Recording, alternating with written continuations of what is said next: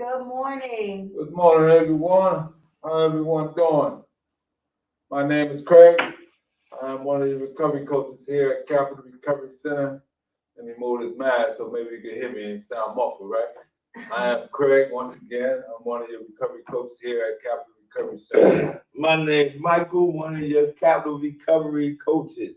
And my name is Karen, also Capital Recovery Coach. All right. Look at that, we're all matching, all black. Oh, that looks good, boy. Black and blue ain't bad. Like a black eye, black and blue.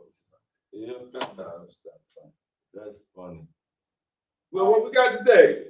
So just a reminder, we have the overdose awareness candlelight vigil on August the 31st. Registration is required to attend the event.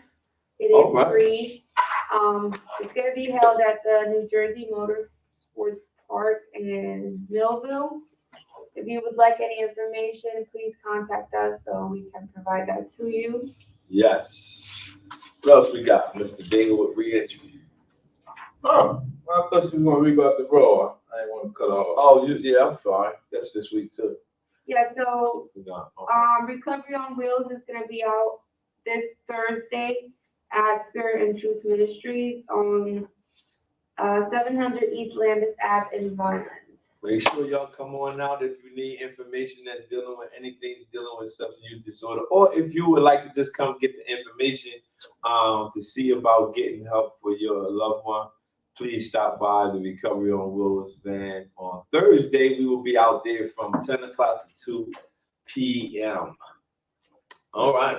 All right, so today is our coffee conversation, right? And so I just want to remind anyone who may be watching this today or later on, whenever, today is Tuesday, August the 24th. But on this Friday, August the 27th of this year, 2021, there's going to be a reentry employment fair.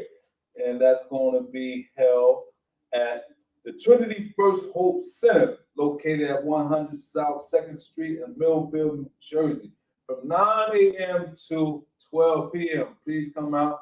There are going to be employers. They're looking for employees. And so come out to that this Friday. All right. So our lesson for today is pros and cons of online support groups for substance use disorder. Hey, this is awesome that we're doing this right here because of our current situation in our society today with social distancing and people, places not actually being open and have to do a lot more virtual things. So we want to make sure we cover all that. So this is another section or another part of the different pathways to recovery. So what we're going over today, the pros and cons of support groups for people with substance use disorder. This is a part of those different pathways to recovery. So we're going to start right now. It says the COVID-19 pandemic, which I was just talking about, has soared to it that all aspects of medical and behavioral care that can be offered digitally are offered digitally. Now that means like a lot of medical situations we've been doing telehealth. They call it telehealth. You're doing every level has started doing telehealth, no matter what field they're in. And if you're not doing it, something online, then you are basically being left behind due to the pandemic that we have been going through.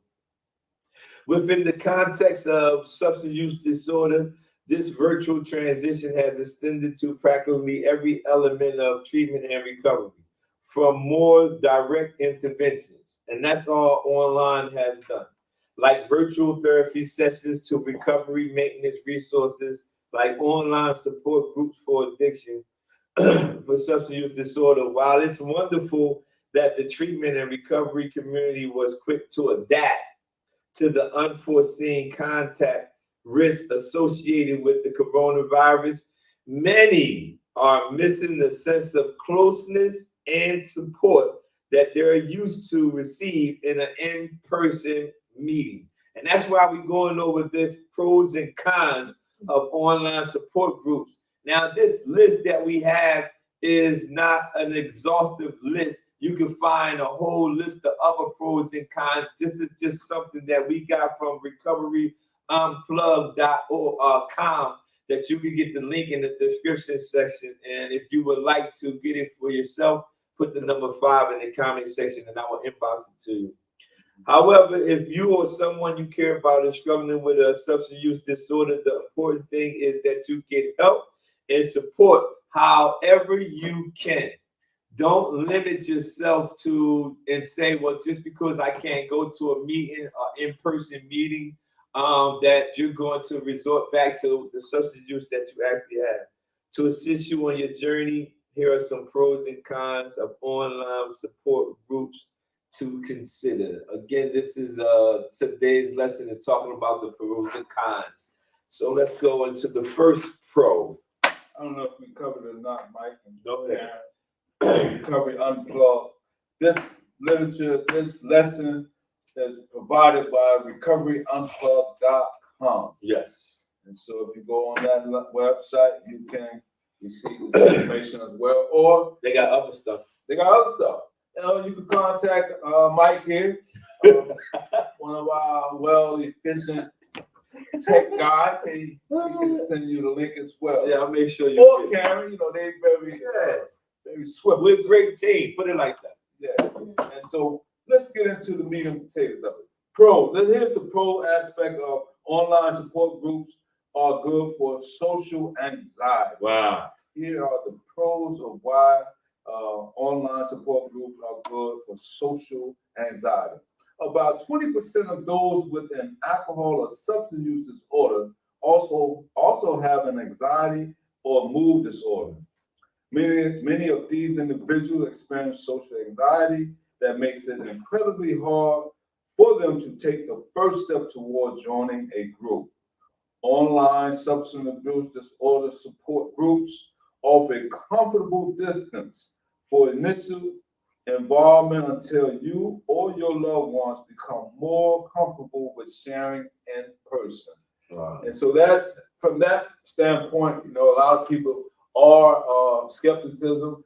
They are afraid or fearful of how a close-knit in-person group, what it all entails. And so, for me myself, when I was in the therapeutic community, we was basically an in-person group, and I didn't know all the ins and outs until I got comfortable with the people I was around, the information that was being provided, and I felt the closeness of that. And so here's one aspect that one can take a peek on what group settings is all about online. And also due to the COVID-19 pandemic, a lot of people have this anxiety about being around other individuals.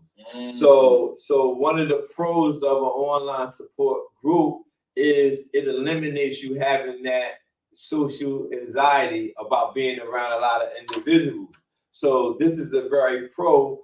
This is something that's beneficial to do online meetings, especially if I'm using a scale and you at 8 far as anxiety or fear about being around individuals, then you need to just do things that's online.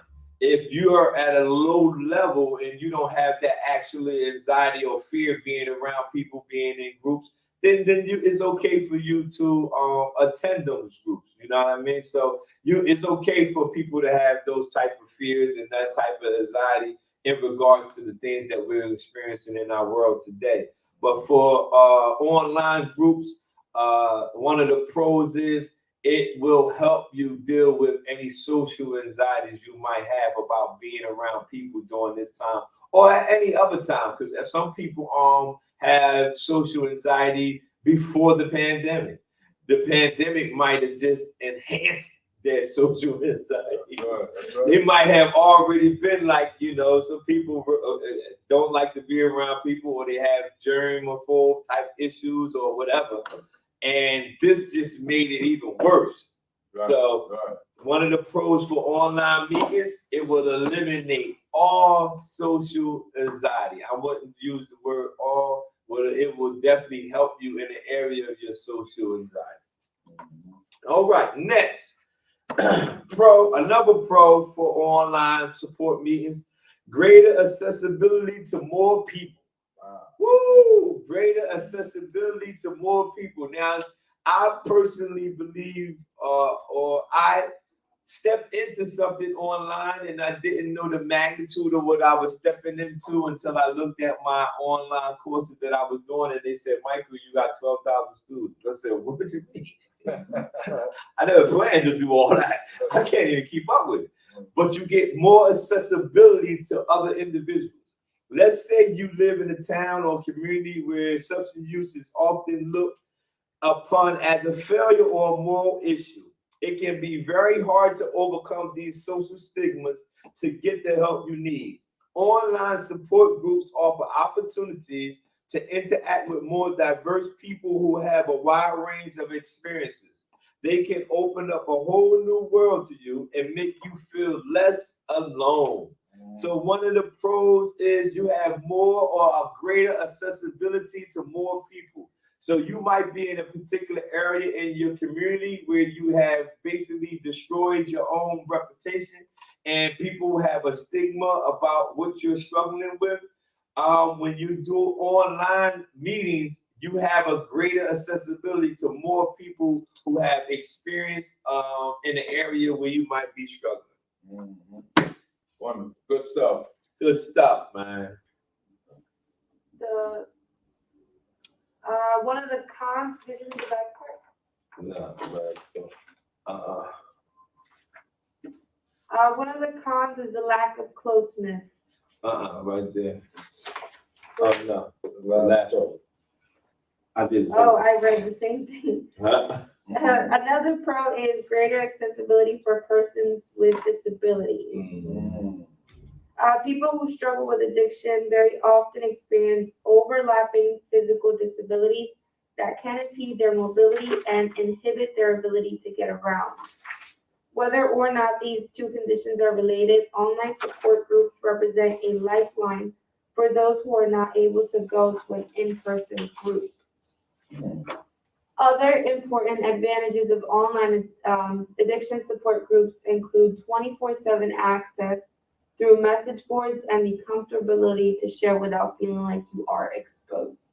Wow, ain't that something that we use? Good. Huh? Don't we use a message board? Yeah. And so that is so important for those who are not tech savvy, you know, and those who are struggling with disability, whether it be a physical disability or intellectual disability. Online accessibility is very important and can be very helpful. And to give you greater accessibility for people with disability when you can't get around. If you learn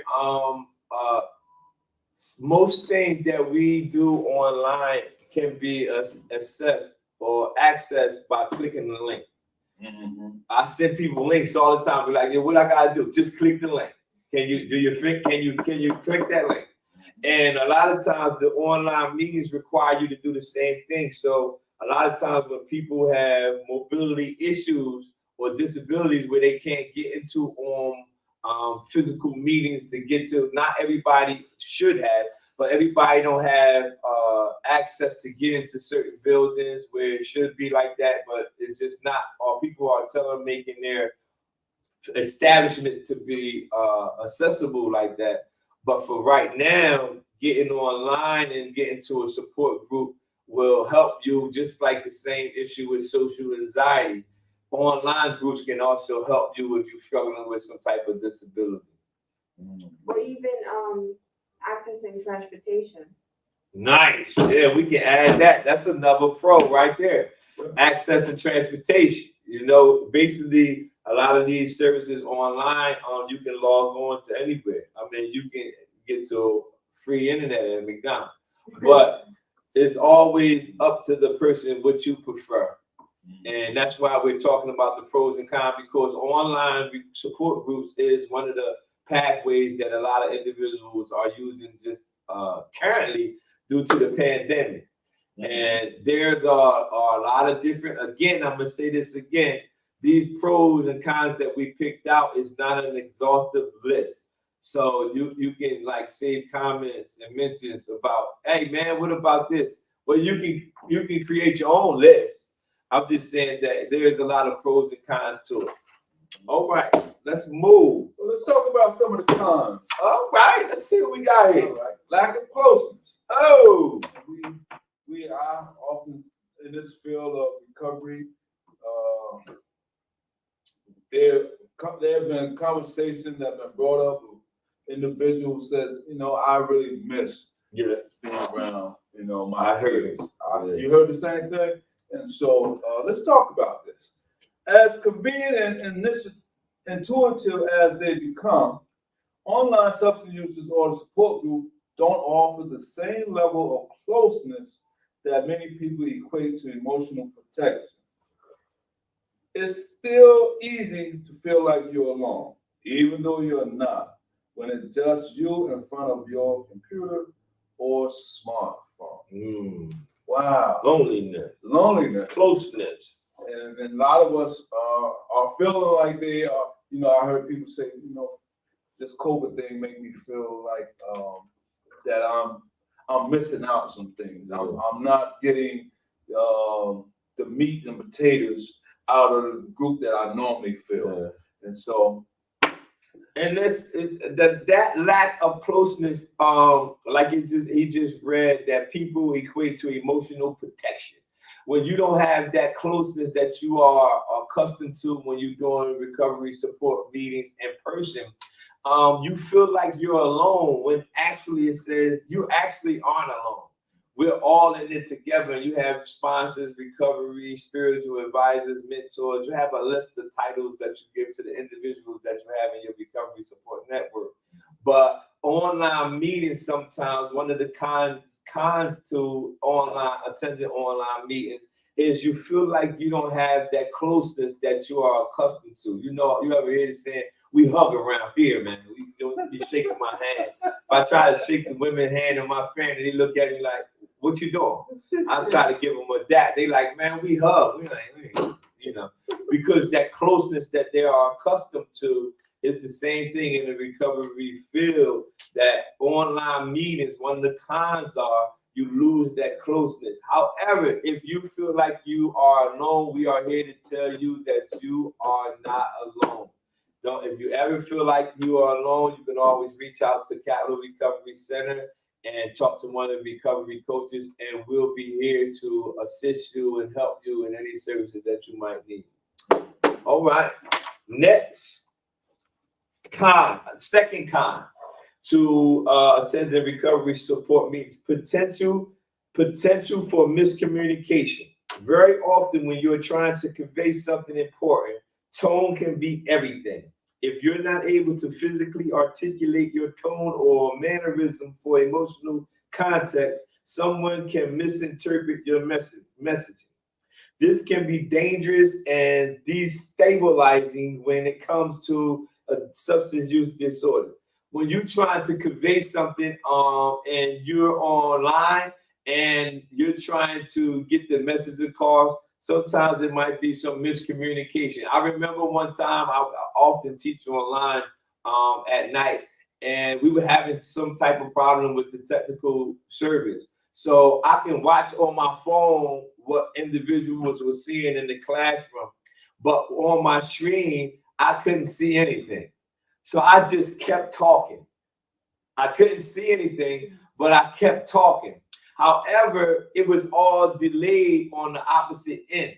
It was miscommunicating. Everything that I was telling them, it was miscommunicated. And sometimes that happens when you're dealing with online recovery support meetings.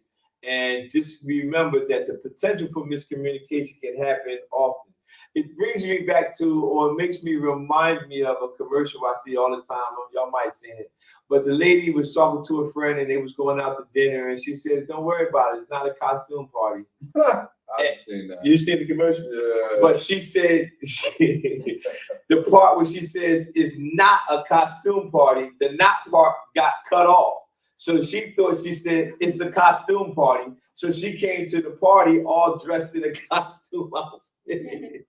So you got to remember, one of the pros and cons to online meetings is the potential for miscommunication. And you saw that very well. Man. I'm trying to figure out what can I add to that, but hey man, I'm just leave that alone. We'll move on. Man.